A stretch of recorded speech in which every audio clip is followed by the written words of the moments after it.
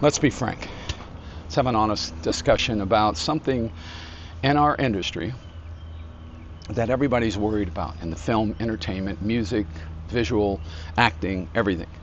We're worried about AI, right?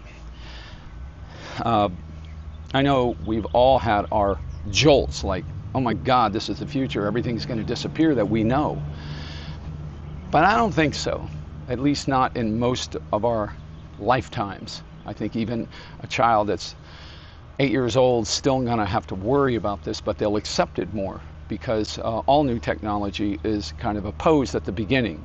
You remember when television came in that it thought it would ruin the movies, and when VHS recorders and everything and people could rent videos, they thought there goes TV. So we adapt, and all of those ways to present the project to us, project entertainment to us, they all change. They're always changing. So I have my own feelings about this. And when I first saw some of this new thing from OpenAI, where a girl was walking down the street, Japanese girl with all the reflections and everything, I thought, wow, holy crap, this is too good. But then I thought about it. If you're going to make a movie, if you do stock footage, that could be fine, but if you're going to make a movie, you got to have things hit the certain right place, even special effects. You got King Kong and Godzilla wrestling.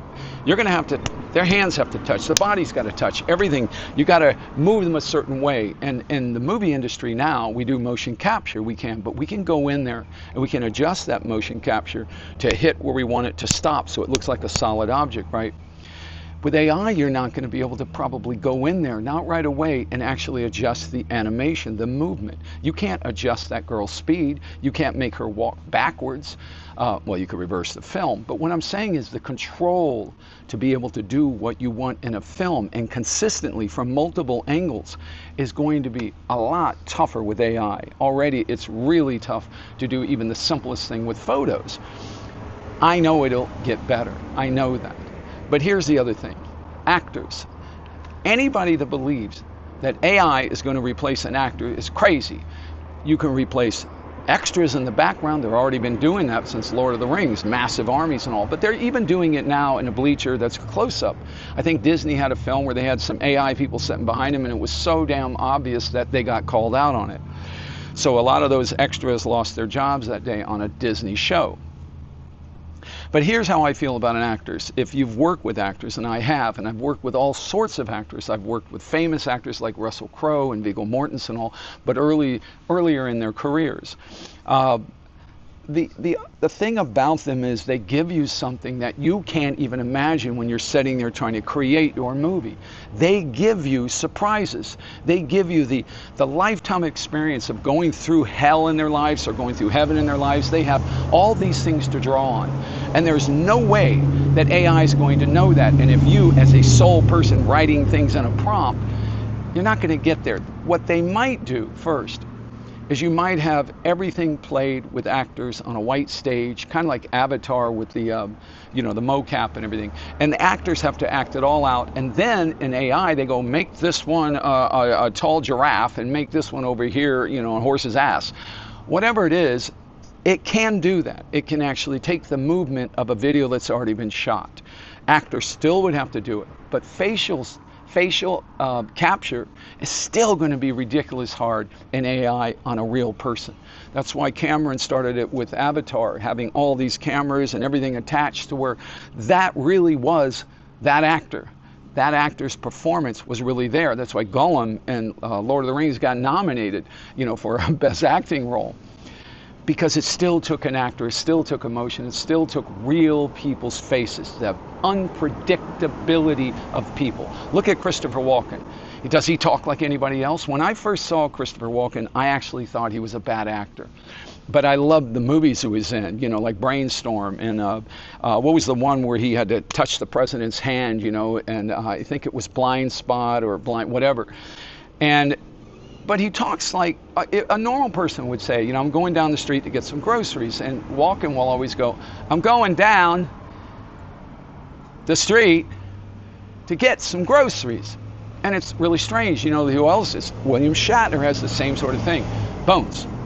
I don't think we should attack the Klingons yet.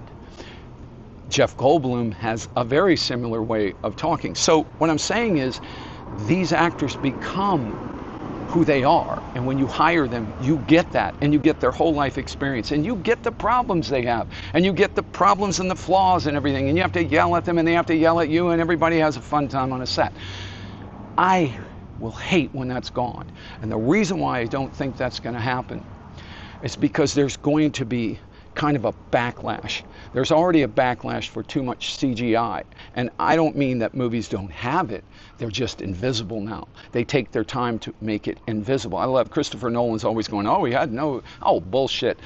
There's all sorts of videos showing all the different things they had in their movies. They just don't see it.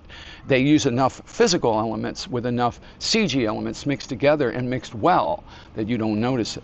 What I think's going to happen, this is my own opinion, just being honest with you, is that we're going to shift toward more of a what I call handmade entertainment, handmade art, handmade books, handmade movies. What I mean by that is, my sister, she's a novelist. I'll put a link to some of her novels. She's got a whole series right now. It's incredible. You got to read. But what she's started to do and what she's noticing is on Amazon, people are making their own book binders. They're putting art on every chapter page, real art, not Mid-Journey art, but real art. And what it's doing is they're selling these for $400 and $500 a pop. Why is that? Because it's handmade. It's like Etsy. Everything in Etsy is kind of handmade, right? And you can put it on a shelf and you can bring it out, and it's kind of like a work of art in its own. So I think movies are going to become that way too. I really truly believe this, because I believe that we're going to go back to a time when you had movies like Last Picture Show, and you had Tatum O'Neal, Paper Moon, where these movies were gritty and they were out there in the real world, and there's no way you could simulate that. There's no effects other than the invisible ones that sometimes they have to do to remove a microphone and all. But that's really just compositing. That's not really special effects. I think handmade is where we're going to go, and people like me who make their movies all on their own, and I use too many effects in the last one, and I understand my own mistake. Get back to the gritty. Get back to the raw earth. Get back to this where I'm at right now. This is my backyard, believe it or not. And every car you hear is a street right next to me. It's all real, and you can't fake it. Could fake it, I guess, if you spent enough money or you were good enough to do it. But why? But why? I could call 2 actors today. I could write a screenplay that's 6, 7 pages, and I say, hey, I'm coming over on Saturday. Let's shoot this down by the pond. And we shoot this dramatic scene. It's all about their performances and my ability to hopefully give them enough room to get there. That's my whole job as a director, is to set it up to where it can succeed and not fail, not to embarrass them, but have them trust me enough to say, I will take that risk, Frank. I will go there, because I've worked with you before. I've seen your other movies. I know that mostly in your movies you have decent acting, and hopefully I get great talent. But even people that have never acted before, when you have not much crew, there's not a lot of people for them to feel intimidated around. So actors are the amazing AI of our world. They're not artificial intelligence, they're real intelligence. So I would say RI. Let's go RI now. Real intelligence, real actors, real physical effects. We're all talking about that now. We've seen just too many Marvel comic superhero movies that just have too many special effects, and they look gaudy as hell. And people can look at these videos that I've been doing. I'll put a link to 1 or 2, and they go, oh, they look like video games. And I go, yeah, I just was doing them as a placeholder. I didn't even know if I was going to keep them, and thank God I didn't keep them. So I replaced them all with a little child, with a father, and with a therapist, to bring back reality to RI and stop making all these special effects. I can do any of these effects with enough time, and I don't need their money, but I choose not to.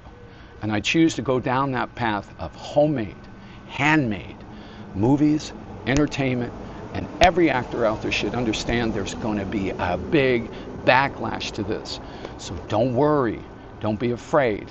It's just my opinion, just being frank with you, and have a great day. And enjoy outdoors. That's natural. There's no CG behind me, I don't think. I'm going to go walk back there and show you. This is not a backdrop. I'm not on a green screen. Look, I'm going to pluck an actual lemon from my own tree. Look at that. Best CGI you've ever seen, right? Let's go all the way up. Look at the CGI. Look at that. Look how real that looks. And it's all fake because, as Elon Musk said, once VR gets really good, we'll discover that we are in a simulation. So if we are, then everything I just said is crap. But you'll have to wait maybe 500 years. Okay? Have a great day.